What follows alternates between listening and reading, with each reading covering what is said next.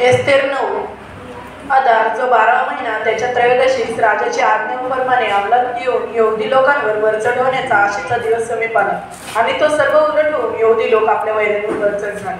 आपणास उपद्रव करू पाहणाऱ्या सर्व वैऱ्यांस हात दाखवावा म्हणून अश्वेरोष राजाच्या प्रांतातील सर्व यहुदी आपापल्या गावी एकवट झाले. त्यांच्याशी कोणाचाही सामना करावा त्यांचा सर्व लोकांस धाक बसला.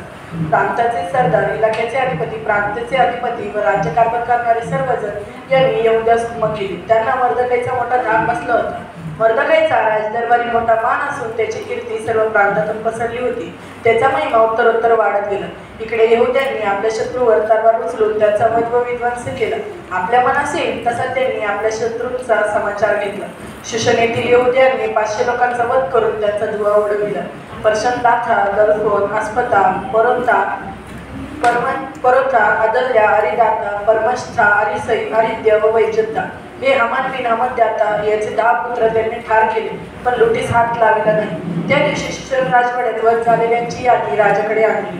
राजा एस्तेर राणीस म्हणाला, शूशन येथील यहुद्यांनी 500 लोकांचा वध करून व हमानाचे 10 पुत्र ठार करून त्यांच्या पडशा उडविल्या आहेत.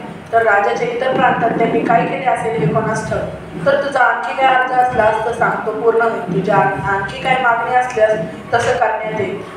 एस्तेर राणी राजास म्हणाली, राजाची मर्जी असल्यास शूशनेतील यहुद्यांना जशी आज मुभा होती तशी उद्याही असावी व हमानाचे 10 पुत्र यांना फाशीच्या खांबावर टांगण्यात यावे. त्याप्रमाणे राजाज्ञा झाली. शूशनेतून फर्मान निघाले आणि लोकांनी हमानाचे 10 पुत्र यांना फासावर टाकले. इकडे शूशन येथील यहुदी आधार महिन्याच्या चतुर्दशीस एकवट होऊन त्यांनी 300 पुरुष मारले, पण लुटीस हात लागला नाही. राज्यातील निरनिराळ्या प्रांतातील यहुदी आपला प्राण बचावयास एकवट होऊ लागले. त्यांनी आपल्या वैऱ्यातील 75,000 जणांचा संहार करून ते सर्व आपल्या वैऱ्यापासून विसावा पावले, पण त्यांनी लुटीस हात लाविला नाही. हे आधार महिन्याच्या त्रयोदशीस घडले. ते चतुर्दशीस एकवट झाले व तो दिवस आनंदोत्सवाचा व जयोत्सवाचा ठरविला. यास्तव गाव नसणारे व गावात राहणारे गावडेकरी यहुदी यांनी आधार महिन्याच्या मंगल दिवशी व एकमेकांस भेटीची ताटे पाठविण्याचा हा दिवस ठरवून पाळिला.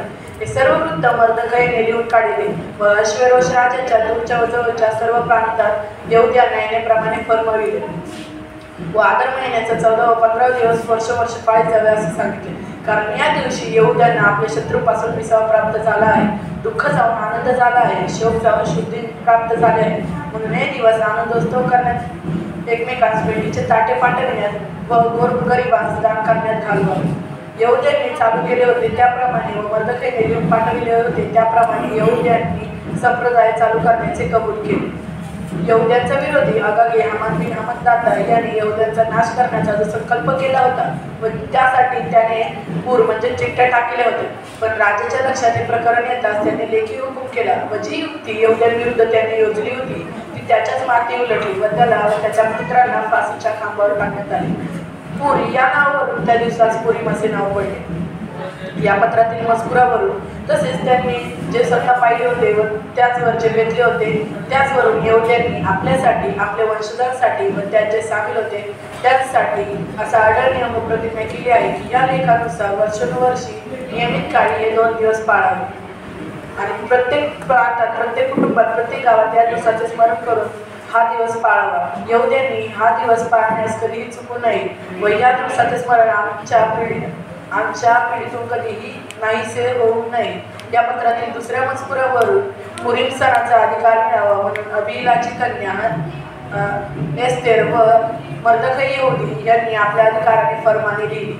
मर्दकाईने त्याच्या नकला अश्वेरोष राजाच्या 127 प्रांताच्या यहुद्यांना पाठविले. त्या शांतीप्रद सत्यवचने होती. या पत्राचा आशय असा होता की पुरीम सणाच्या संबंधाने एस्तेर व मर्दकाई यांच्या आज्ञेप्रमाणे यहुद्यांनी आपल्यासाठी व आपल्या वंशजांसाठी ठरावाप्रमाणे उपवास व विलाप करण्यात यावे. पुरीमाच्या संबंधाने एस्तेरच्या आज्ञेने पुरीम सण एस्तेरच्या आज्ञेने उत्प्रार झाला व हे ग्रंथात लिहून ठेवण्यात आले. आमीन.